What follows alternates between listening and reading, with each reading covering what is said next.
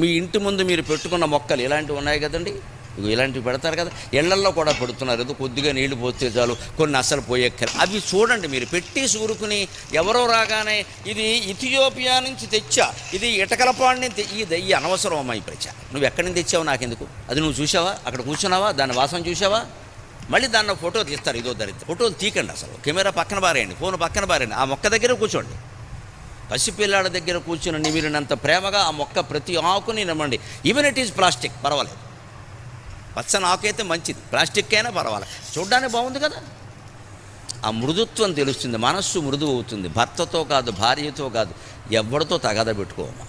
మనస్సు మృదువుగా ఉంటే మృదునా కంత్య దారుణం, మృదునా కంత్య దారుణం